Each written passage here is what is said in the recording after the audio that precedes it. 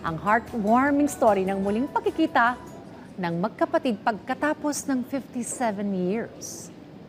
The long wait is over para kay Geraldine dahil 4 na taong gulang pa lamang siya nang siya ay sa pilitang pinaampon ng kanyang ina dahil sa religious order ng mga madre sa kumbento kung saan sila ay nanunuluyan. Pagtapos ng adoption, nagkaroon ng bagong pamilya ang kanyang ina at doon ay ipinanganak ang kanyang mga kapatid na sina Trish at June. Pagaman alam nila na mayroon silang nakatatandang kapatid, hindi nila natagpuan si Geraldine bago pa namatay ang kanilang ina noong 2011.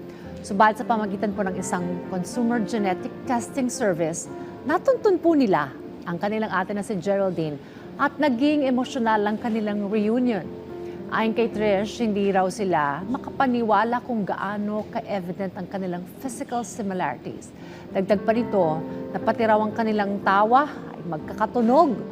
Malungkot man daw na hindi nila kapiling ang kanilang ina sa precious moment na ito, pakiramdam nila ay kapiling pa rin nila